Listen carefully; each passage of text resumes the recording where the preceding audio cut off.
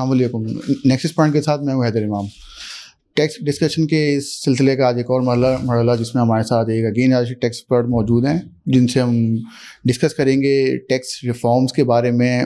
وہ کمیٹیز کا بھی حصہ رہے ہیں اور کمیٹیز کیسے بنتی ہے اور ہمارے جو آڈٹ اور اسسمنٹس کے جو پروسیجر ہیں جو F V R time to time اس کو چینج کرتا رہا ہے یا وہ جو کورٹ میں جو معاملات جاتے رہے ہیں اس حوالے سے ان کے پیرامیٹرز کے حوالے سے اس کی بورڈ کی سلیکشن کے حوالے سے ڈسکس کریں گے. ہمارے ساتھ اسٹوڈیو میں آج موجود ہیں پارٹنر ہیں فرگوسن کے آصف ہارون صاحب. السلام علیکم سر. وعلیکم. Thank you sir. بہت بہت شکریہ آپ نے اپنے مصروف وقت میں ٹائم دیا ہم کو. میں شروع کرتا ہوں تھوڑا سے. ہم پاسٹ ایئرس میں ہم دیکھتے ہوئے آئے ہیں کہ یہ ریفارمس کی بڑی بات سنتے ہوئے آئے ہیں, ریفارمس کا تذکرہ دیکھتے رہتے ہیں ہم ٹاک شوز پہ اور ڈفرینٹ جو ٹیکس کے جو فورمز ہیں یا دوسرے فورم جو ہیں. آپ چونکہ ٹیکس ریفارم کمیٹیز کا حصہ بھی رہے ہیں پاسٹ میں اور بڑا قریب سے جانتے بھی ہوں گے, تھوڑا سا میں جاننا چاہوں گا یہ ٹیکس ریفارم کمیٹیز یہ ایک تو ہوتی کیا ہیں, ان میں ڈسکشن کے پوائنٹ کیا ہوتے ہیں اور اس میں ایکسپرٹس کا اس میں رول کوئی ہوتا بھی ہے یا صرف یہ کہ ڈاکومنٹیشن کی حد تک چیزیں؟ جی دیکھیں, آپ نے بالکل ٹھیک کہا کہ جو ہے وہ بہت سارے ہم کمیٹیز کا اور کمیشن کہہ لیں یا کمیٹیز کہہ لیں, بٹ جو میرا ایکسپیرینس رہا ہے وہ بیسیکلی بڑا ڈس اپوائنٹنگ رہا ہے ان دا سینس دیٹ کہ بہت ساری ریکمنڈیشنز ہوتی ہیں. جو میرا پرسنل ایکسپیرینس ہے وہ یہ ہے کہ جب تک وہ اس کمیشن یا کمیٹیز کے پاس امپلیمنٹیشن کا کوئی پروسیس نہ ہو تو وہ ایکچولی جو ہے وہ ہاف ہارٹیڈ اٹیمپٹ ہی ہوتی ہے, نمبر 1. نمبر 2 یہ کہ جتنی بھی کمیشنز یا کمیٹیز بنتی ہیں اس میں جنرلی جو میری ایکسپیرینس ہے وہ یہ کہ گورنمنٹ جو ہے وہ ٹیکنیکلی ٹائم بائی کر کے اور اس پروسیس کو ایکچولی ڈیلے کر کے اور اس کو بیسیکلی ڈسٹریکٹ ہو جاتی ہے ساری چیزیں. تو میرا مطلب یہ ہے کہ جو چیزیں ریفارمز آر ریکوائرڈ اس میں کوئی اس کے لیے نہ کمیٹی نہ کمیشن بنانے کی ضرورت نہیں ہے. جس طرح ابھی ہم نے ریسنٹلی آبزرو کیا کہ ایف بی آر نے اپنا ایک ریفارم مشن کا ایک اپنا خود پلان بنایا ہے اس نے, جو کہ میرے حساب سے بہت حد تک بہت ساری چیزیں اس میں بہت اچھی ہیں.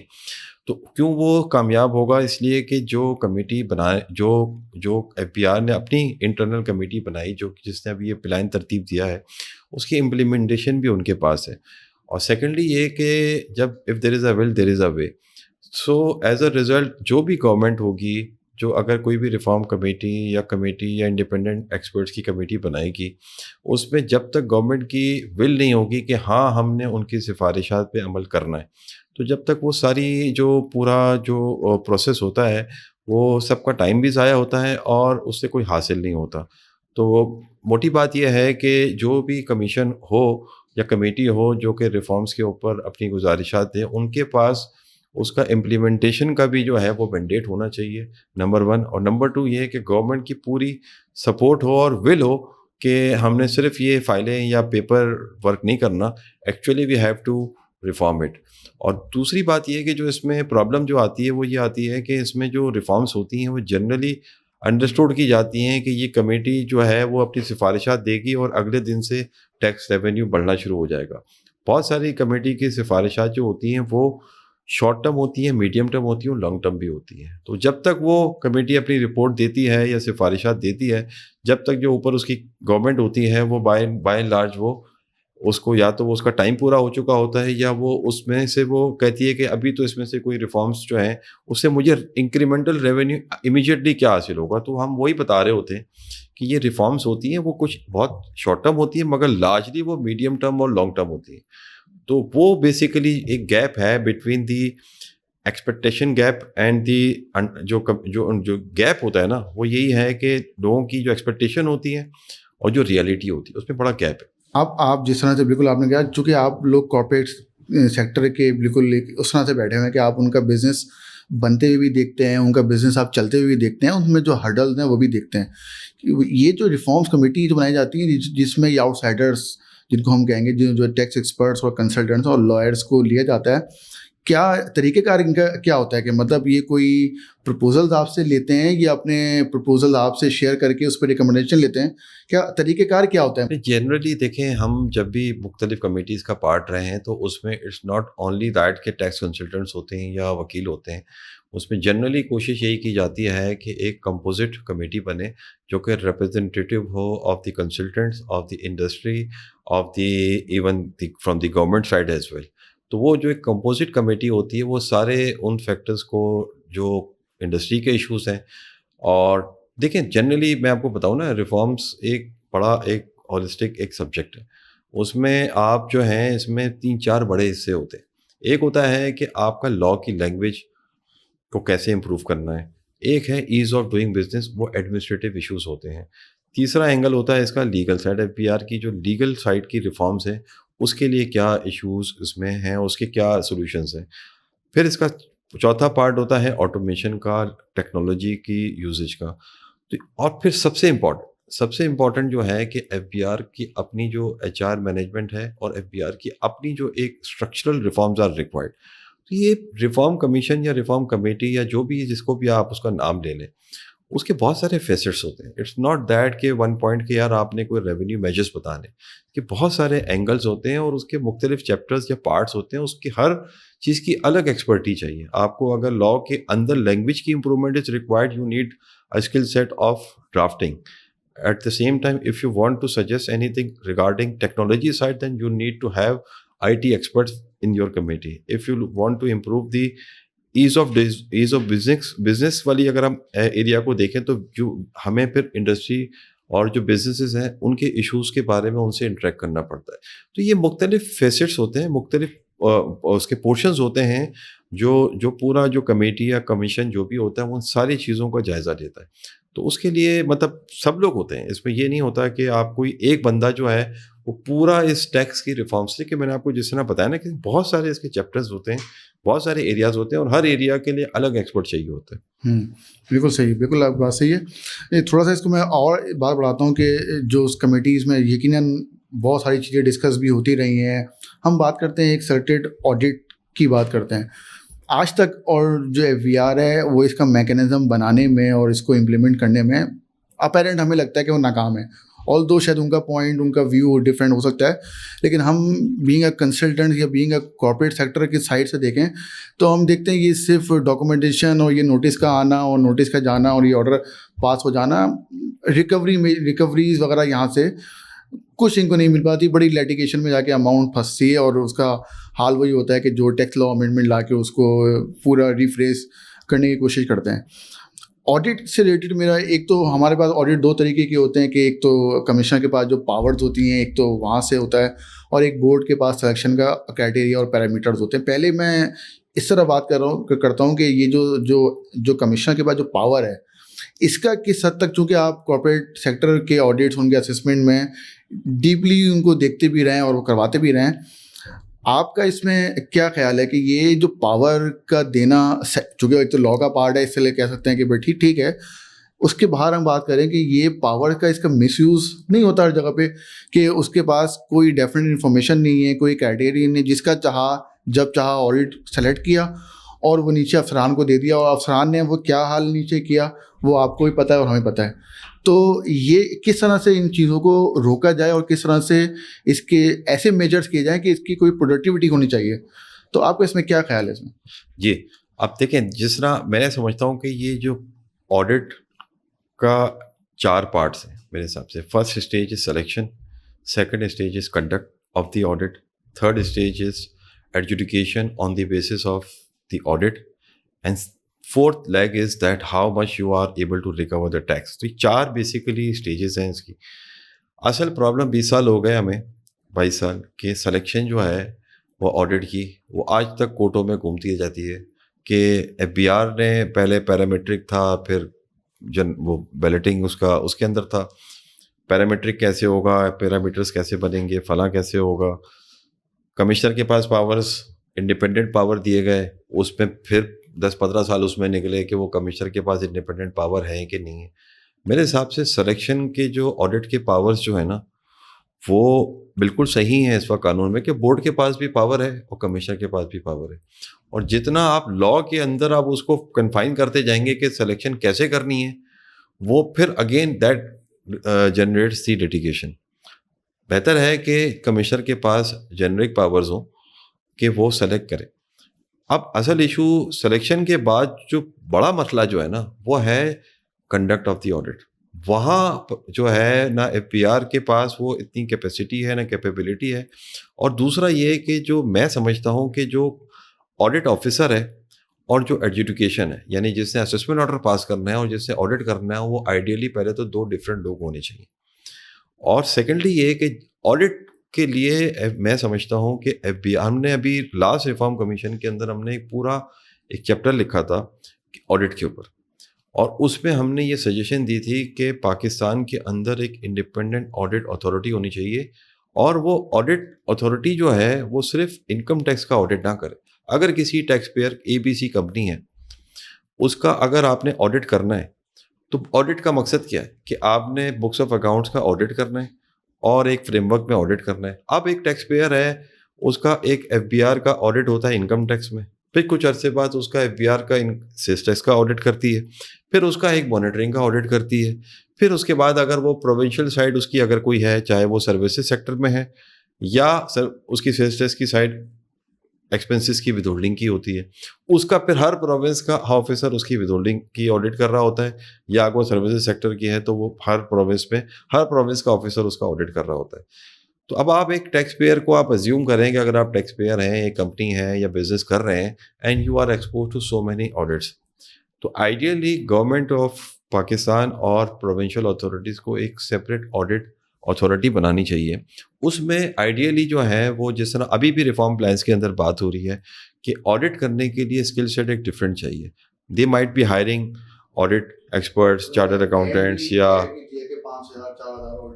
تو وہ اسی طرف ہے, بٹ ابھی بھی ایکچولی وہ پراپر اسٹرکچر نہیں بن پا رہا. ابھی بھی یہ کیا کرنے جا رہے ہیں کہ شاید یہ 200-400 یا 1000 یا جو بھی آڈٹ آؤٹ سورس مطلب وہ کریں گے اپنے آڈٹ کے جو لوگوں کو کانٹریکٹ پہ شاید لیں گے یا مین پاور سپلائی کمپنی سے لیں گے, اور پھر وہ لوگ جو آڈٹ کریں گے وہ اس کا ان کا کوئی فریم ورک ہی نہیں ہوگا, وہ اگین اسی لا کے اندر آڈٹ کر رہے ہوں گے. آئیڈیلی میرے حساب سے ان کو جو ہے پوری اسٹیٹ آف پاکستان کو, چاہے فیڈرل گورنمنٹ ہے چاہے پروونشل اتھارٹیز ہیں, ان کو ایک سیپریٹ انڈیپینڈنٹ آڈٹ اتھارٹی بنانی پڑے گی. اور وہاں جو ہے وہ یقیناً آئی کیب ہو گیا یا اور بھی جتنے بھی ہیں وہاں پہ وہ اسکل سیٹ وہاں پہ ان کی بہتر ہو, تاکہ سلیکشن تو جیسے ہونی ہوگی. اصل ہے کہ آپ نے آڈٹ, اور پھر اس میں ایز آف ڈوئنگ بزنس کا بھی ہے کہ ایک بندے کا ایک بار کتابیں ایک بار آڈٹ ہو گئی, اس نے اپنی سیلز اور ایکسپنسز ویریفائی کرا دیے کہ بھائی اس کی سیلز پوری ہیں, اس کے ایکسپنسز کے خرچے ہوئے ہوئے.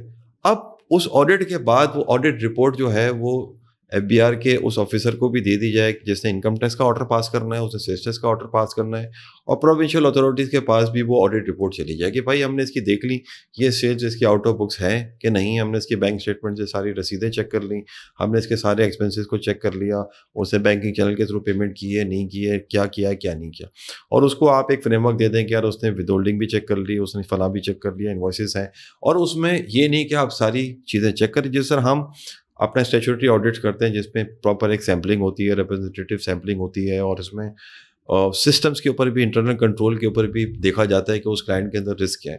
تو آئیڈیلی جو مین جو میرے حساب سے ریفارم کی ضرورت ہے وہ یہ ہے کہ آڈٹ ایک سیپریٹ اتھارٹی اور ایک بندے کا ایک اتھارٹی آڈٹ کر لے, اس کے بعد اس کا آڈٹ نہیں ہوگا, اس کے بعد اس کی ایڈجوڈیکیشن ڈفرینٹ ہو سکتی ہے.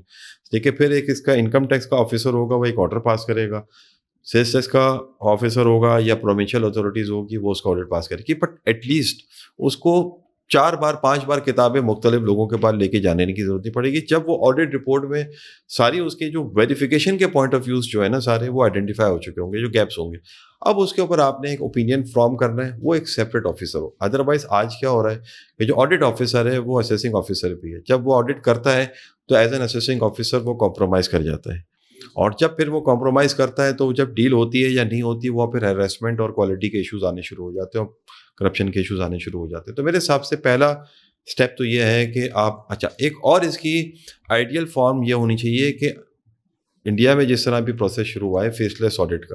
Faceless audit means that کہ آپ کا جو پیور آپ کو نہیں پتا آپ کا آڈٹ آفیسر کون ہے, اور وہ آپ سے وہ چیزیں مانگ رہا ہے, وہ فیس لیس ہے, مطلب وہ ایک ہے تو صحیح انسان جو کام کر رہا ہے مگر دونوں کو نہیں پتا کہ وہ کون ہے آفیسر.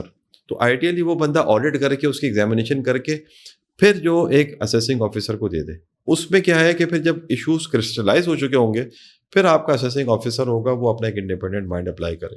تو یہ ایک ہو گیا کہ جس کو کوالٹی کو امپروو کرنے کی ضرورت ہے. کیونکہ آپ کی اس بات سے جو آپ نے انڈیا کی ایگزامپل تھی, یہ جب آئرس پہ یہ نوٹس اور آرڈر جب لے کے آ رہے تھے تو کہا یہ جاتا تھا, یہ سیمینارز میں ایف بی آر کے آفیشیل کہا یہ کرتے تھے کہ اس سسٹم کے آنے کے بعد ٹیکس آفیسرس کو اور ٹیکس پیئر کو آمنے سامنے نہیں آیا جائے گا.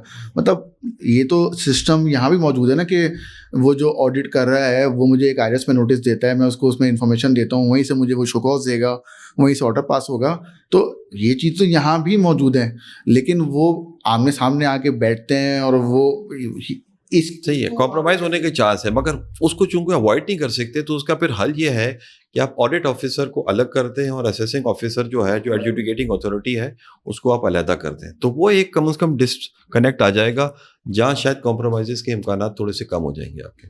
آپ نے یہ بات کی کہ یہ جو کمشنر آڈٹ ایک کنڈکٹ کرتا ہے اور ایک بورڈ کی سلیکشن ہوتی ہے.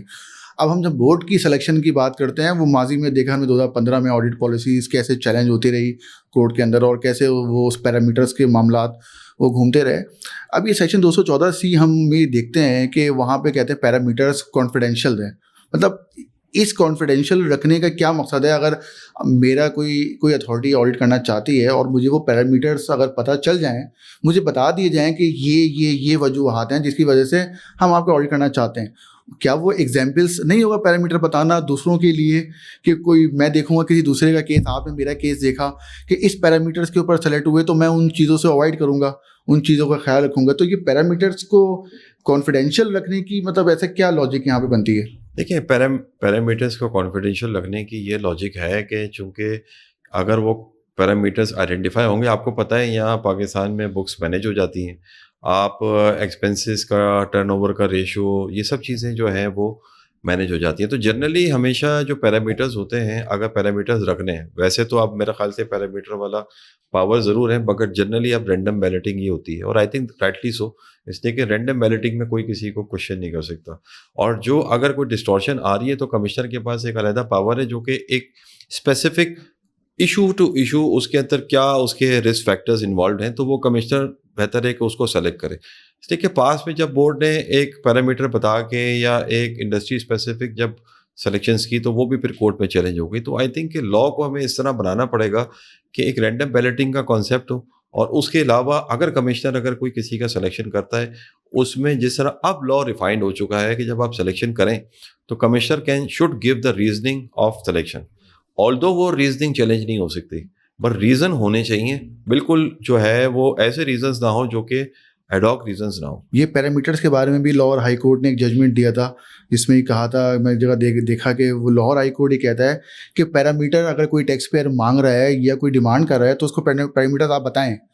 تو کیا ایک طرف لا ہم کو وہاں منع کر رہا ہے, دوسری طرف وہاں پہ کورٹ کہہ رہا ہے, تو یہ ایک کنفیوزنگ ایک بات ہمیں ان چیزوں سے نکلنا پڑے گا. جب تک آپ دیکھیں, میں نے جس طرح آپ سے شروع میں کہا نا کہ یہ سلیکشن کے جو ایشوز ہیں اس کو ریزالو ہونا چاہیے کہ we can not deny that and we can not deny the powers of the FBR اور the government not to do the audit. تو ہم اس سے میرے حساب سے میں ذاتی رائے میری یہ ہے کہ میں ہمیشہ ہم اس چیز کو بھی ڈسکریج کرتے رہیں کہ ہم اننیسیسریلی جو ہے وہ کورٹس میں سلیکشن کے ایشوز کو نہ لے جائیں. تو ideally the law for selection of audit should be very simple. جتنی اس کے اندر آپ چیزیں ڈالیں گے کہ پیرامیٹرک ہیں تو پیرامیٹرک میں وہی پھر آپ نے کہا کہ مجھے پیرامیٹرز بتائیں, تو بہتر ہے کہ جو FBR کے پاس جو پاورز ہو for audit that should be random. And besides that جو انڈیویجول کسی کیس کو اگر آپ نے آڈٹ کرنا ہے تو وہ رسک جو بھی کمشنر ہے وہ زیادہ بہتر اس ٹیکس پیئر کو جانتا ہے, اس انڈسٹری کو جانتا ہے, تو وہ ایک اسپیسیفک کیس کو ریزنس بتا کے وہ اس کا آڈٹ کر سکتا ہے. ادروائز آپ جتنے بھی پیرامیٹرز FBR لیول پہ ڈالیں گے کہ یار آپ کا GP اتنا بڑھ جائے گا تو آپ کو یہ ہے, اس کا وہ ہو جائے گا, اس میں پھر آپ کو بہت ہی سائنٹیفک پیرامیٹرز ڈالنے پڑیں گے. پھر آپ کو industry to industry different parameters ڈالنے پڑیں گے, اس لیے کہ سیمنٹ کا الگ ایک ڈائنامکس چل رہی ہوگی, بزنس کی فائنینشیل سیکٹر کی الگ چل رہی ہوگی, تو it may become too complicated. تو بہتر ہے کہ میرے حساب سے کہ آڈٹ کے سلیکشن کے جو FBR کے پاورز ہیں وہ ریسٹرکٹ رہیں to the random balloting. And other then that جو بھی آڈٹ کرنا ہے وہ کمشنر آڈٹ کرے, identifying the reason, documenting the reason which should be reasonable, that should be available to the taxpayer. But at the same time وہ taxpayer کے پاس وہ یہ نہ ہو پاور کہ وہ اس کو پھر دوبارہ کورٹ کے پاس لے کے جائے. وہ پھر اس کو جب اپنا اس کا وہ ہوگا اپنا آڈیٹ آفیسر جو اس کا آرڈر پاس کرے گا, at that point of time he can challenge that کہ میرا آڈیٹ ہی غلط ہوا تھا.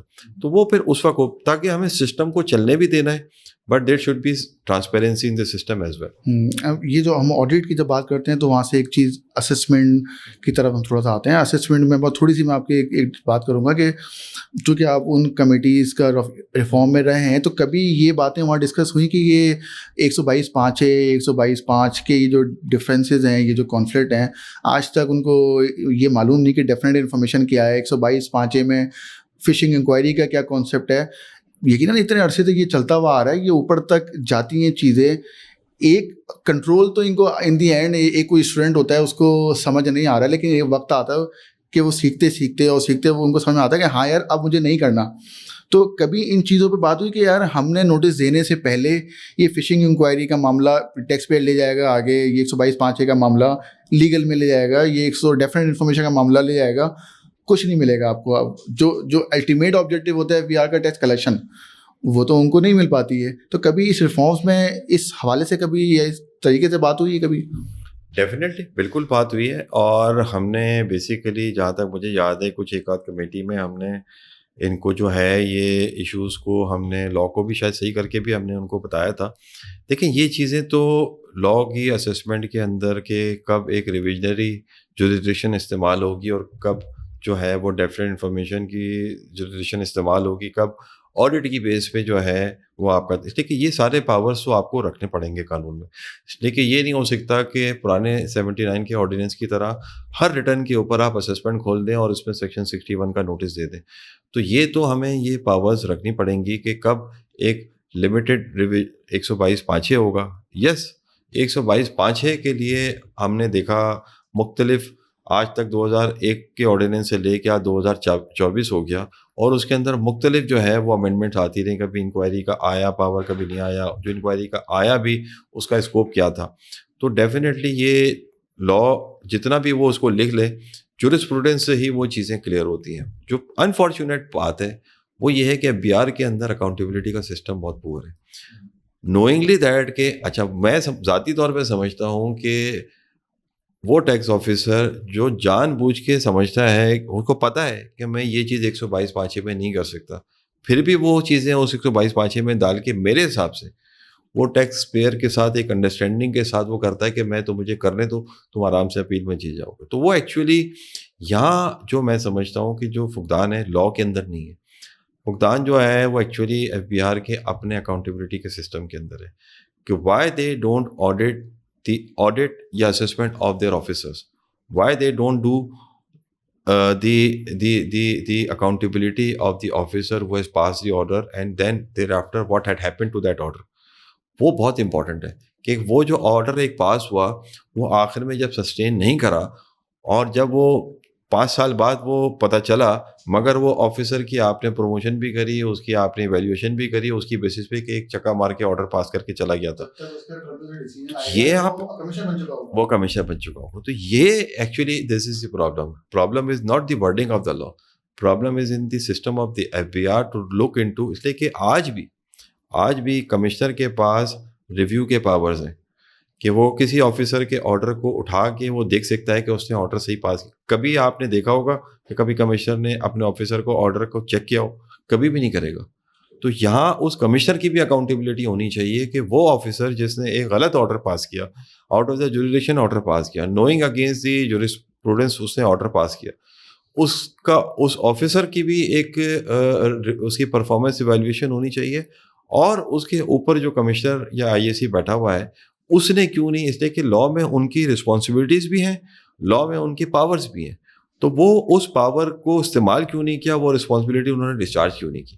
جب تک یہ آپ نہیں کریں گے, آپ قانون کی انگریزی کے اوپر آپ نقطے نکالتے رہیں گے, وہ کبھی بھی قانون جتنا بھی آپ صحیح بنا لیں, جب اس کی امپلیمنٹیشن صحیح نہیں ہوگی تو یہ سب فیوٹائل ایکسرسائز ہے.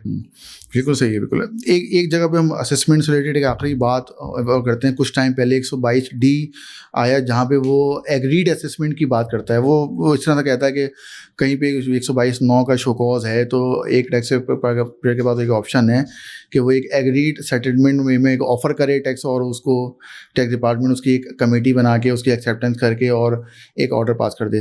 دیکھا ہے آپ نے یہ پریکٹیکل مطلب, چونکہ میں نے کبھی دیکھا نہیں کہ اس طرح سے کوئی یہ سیکشن کی پروویژن کہیں پریکٹیکل یوز ہو رہی ہو. وہ نہیں ہوئی actually. Reason being also again that کہ ایک تو لیک آف ٹرسٹ ہے. ٹھیک ہے, there is lot of mistrust between the taxpayer and the tax authorities. So اس کو پتہ ہے کہ جب وہ ایک ایگریڈ اسسمنٹ کے لیے جب جائے گا تو نوٹس اسٹیج پہ اس کو ایک آفر لے کے جانی ہے, تو وہ پھر وہیں یہ مسئلہ جو ہے وہ کولیپس کر جاتا ہے. یہی ریزن ہمارا فیلیور کی ADRC کی بھی ہے کہ ADRC کا بھی جو ہے وہ دونوں چیزیں ایکچولی یہی ہیں. وہ ریزن کیا ہے؟ وہ ریزن یہ ہے ایکچولی کہ یا تو FBR جو ہے وہ فلی ٹرسٹ نہیں کرتا ان لوگوں پہ جن کے اوپر یہ ذمہ داری ڈال رہا ہے. تو پاس میں جیسے ADRC میں مختلف پیٹرنس چلے. ایک چلا کہ یار جب آپ نے کمیٹی کے آرڈر پہ آپ نے کہا کہ FBR can overrule the decision of the committee, تو وہ پھر کیا ہوا, ہم کمیٹی سے جب چیزیں ریزالو کرا کے جاتے تھے FBR کہتا تھا میرا ریونیو لاس ہو رہا ہے, وہ اس کو کیا کہتے ہیں انڈو کر دیتا تھا یا اس کو اپروو نہیں کر دیتا. پھر ایک فیز آیا جس میں آپ نے کہا کہ آپ پہلے جو ہے وہ اپیلیں وڈرا کریں, پھر اس کے بعد جو ہے آپ کا جو ہے ہم جو آپ کا ADRC کریں گے. ابھی بھی جو اس وقت لا ہے وہ بھی ایک سارٹ آف ہائبرڈ ہی ہے. اس میں بھی آپ نے جو ہے ایک انڈرٹیکنگ دینی ہے کہ ہاں ADRC کے ڈیسیژن کے بعد میں اپیلیں وڈرا کر لوں گا. تو مطلب یہ چیزیں جو ہیں یہ آج تک 22 سال ہو گئے, 23 سال ہو گئے, یہ ایشوز جو ہیں وہ صرف ریزن سمپل یہ ہے کہ FBR یا تو اپنے لوگوں پہ ٹرسٹ نہیں کرتا, یا وہ بیوروکریسی جو ہے وہ ایک مائنڈ سیٹ کے اندر بیٹھی ہوئی ہے کہ ہم نے ان سارے معاملات کو جو ہے وہ کمپلیکیٹ ہی رکھنا ہے, اور جو ہے وہ ہم نے یہ ایز آف ڈوئنگ بزنس اور یہ جو ہے نا وہ ٹرانسپیرنسی, وہ بیسیکلی ایکچولی ایشو یہ ہے, مائنڈ سیٹ کا ایشو ہے. آپ نے ایز آف ڈوئنگ بزنس کی بات کی, اس سے میرے مائنڈ میں ایک سوال نکلا کہ ہم دیکھتے ہیں بڑے بڑے بینکس یہاں پہ سٹی بینکس چلے گئے, یہاں بارکلیز بینک, فارما میں ہم بات کریں بڑی بڑی فارما آئی وہ چلی گئیں, ٹیلی کام میں ہم آئل اینڈ گیس سیکٹر میں دیکھتے ہیں. آپ چونکہ اس کارپوریٹ سیکٹر میں بیٹھے ہوئے ہیں تو یہ سیکٹر آئے پاکستان میں کیونکہ پاکستان کی پاپولیشن بہت زیادہ ہے, وہاں فارما چلے گی, وہاں بینک چلے گا, وہاں ٹیلی کام چلے گا. پاپولیشن کی وجہ سے یہ سارے گروپ پاکستان میں آئے اور کچھ ٹائم کے بعد چلے گئے.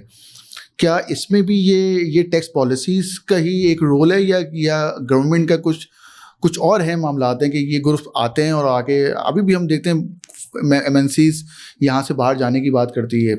ان چیزوں کی کیا وجوہات ہیں؟ یہ بھی یہی فیکٹر ہے اس میں ٹیکس کو صرف یا ٹیکس انوائرمنٹ کو یا ٹیکس کے لاء کے اندر جو مشکلات ہیں اس کو آپ جو ہے وہ صرف الزام نہیں دے سکتے کہ MNCs اس لیے جالی ہیں کہ پاکستان میں ٹیکس کا ریٹ بہت زیادہ ہے, یا پاکستان میں ٹیکس کا قانون بڑا مشکل ہے, یا FBR ایک کرپٹ ادارہ ہے, یا اس کے اندر انیفیشنسیز بہت ہیں. ہو سکتا ہے one of those may be the reason, but میں سمجھتا ہوں جیسے فار ایگزامپل انڈیا کی اگر ہم بات کریں, انڈیا کا ٹیکس کا قانون ہم سے 10 گنا مشکل ہے. بالکل انڈیا کے اندر جتنی لٹیگیشن ہے وہ آپ سوچ بھی نہیں سکتے, اور ایک چیز, اور جس طرح کی وہاں ٹیکس کے لاء میں امینڈمنٹس ہوتی ہیں وہ ریٹروسپیکٹیو امینڈمنٹ 40 ووڈافون کا ڈیسیجن آیا, انہوں نے اس کو انڈو کرنے کے لیے 40 سال پرانی ریٹروسپیکٹیو امینڈمنٹس کر دی.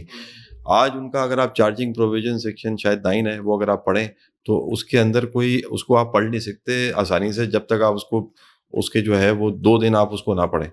تو مطلب وہاں کا قانون بھی بہت مشکل ہے, وہاں پہ سب چیزیں مشکلات ہیں, بٹ ڈسپائٹ دیٹ وہاں پہ انویسٹمنٹس بھی ہوتی ہیں اور FDI بھی ہے یا MNCs بھی ہیں. تو میرے حساب سے یہاں اگر MNCs یا جو بڑے بینکس کہہ لیں یا آئل اینڈ گیس سیکٹر میں جا رہے ہیں, آئی تھنک اس کے اندر اور دوسرے ریزنس زیادہ ہیں ایز رادر دین کے ٹیکس کے ایشوز. ٹیکس کے ایشوز پھر اس کو کمپلیمنٹ کرتے ہیں جو ان کو اور ایشوز فیس کرنے, جیسے فارما کمپنیز کا فار ایگزامپل ایک ایشو رہا پاسٹ میں کہ ان کو جو ڈرگ پالیسی پاکستان کی تھی تو اس میں جو پرائسنگ پالیسیز تھی اس کے اندر ڈیلیز تھے, اس کے اندر ڈرائیو کے اندر ایشوز تھے. پھر جب یہ 18ویں ترمیم آئی تو پھر وہ اس کی وہ چیزیں پروونسز کے اندر ڈس انٹیگریٹ ہوئیں, اس سے اور ایڈمنسٹریٹو مشکلات پڑیں. پھر اسی طریقے سے اگر آئل اینڈ گیس سیکٹر کی آپ بات کریں تو ان کی جو اس کی پالیسی ہے ہماری, اس کے اندر ان کو ایشوز ہیں, پرائسنگ کے ایشوز ہیں. پھر جب وہ ایشوز آتے ہیں کمرشل ایشوز, پھر ایٹ دا سیم ٹائم پھر جب آپ دیکھتے ہیں کہ اس کے اندر یہ ٹیکس کے ایشوز جو ہیں وہ اس کو اور پھر مطلب اس کو وہ ایڈ کرتے ہیں رادر دین کہ وہ سول ریزن ہوتے ہیں. تو مطلب problems are many other things rather than only the tax. ایک بس میرا ایک آخری کا سوال ہے, اس کے بعد میں کنکلوڈ کروں گا. ہم بات کرتے ہیں ہارمونائزیشن کی, ایک ڈسکشن کرتے ہیں. ہم دیکھتے ہیں کہ یہ آج تک فیڈرل اتھارٹیز اور پروونشل اتھارٹیز کے وہ جو آپس میں جو انٹر ایشوز, جو انٹر پرابلمس ہیں, وہ آج تک سالو نہیں ہو سکے. ایک چھوٹی سی ایگزامپل میں ڈسکس کرتا ہوں. یہ جو ڈسٹریبیوٹرس کا جو ایک ایشو ہے, وہ پوری ڈسٹریبیوشن سروسز کو سپریم کورٹ ایک اپنے آرڈر کے تحت یہ کہتا ہے کہ یہ subject to S R B ہے. وہ آلدو وہ ایک اسپیسیفک کیس تھا, لیکن پھر ایس آر بی اس کے اوپر اسٹینڈ لیتا ہے کہ یہ میرے فیور میں آ گیا. Although distributors F B R میں سبجیکٹ ٹو سیل ٹیکس موجود ہیں اور وہاں پہ وہ کام کر رہے ہیں, اس کو وہ ڈسٹریبیوشن سروس کر کے اب ایک ایس آر بی دوبارہ سے وہاں پہ کھڑا ہوتا ہے. اب ہمارے پاس دوبارہ سے یہاں کمیٹیز بنتی ہیں, پھر وہ ایس آر بی میں جا کے چیئرمین سے میٹنگ ہوتی ہیں اور وہ نیگوشیٹ کیا جاتا ہے, اور پھر نیگوشیٹ کر کے ایک اور نیا ٹیکس وہ گراس مارجن کے اوپر وہ 8% کر کے اور پرنسپل کو چارج کرنے والی بات. تو اب کورٹ کے ڈیسیجن آنے کے بعد کیا یہی ہوتا رہے گا کہ ٹھیک ہے وہ ایف بی آر مانگ رہا ہے, وہاں پہ ایس آر بی مانگ رہا ہے, چلیں تھوڑا ان کو دیتے ہیں, ہم تھوڑا ان کو دیتے ہیں.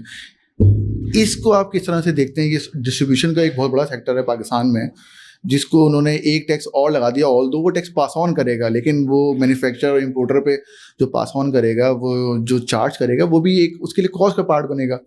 تو آپ یا اس کا کاسٹ کا پارٹ بنے گا یا وہ آگے نیچے پاس آن کرے گا. تو اس پورے آپ اس سیگمنٹ کو کس طرح سے دیکھتے ہیں ڈسٹریبیوٹر والے؟ دیکھیں, ڈسٹریبیوٹر والا issue is one of the offshoot of the larger issue of the larger problem.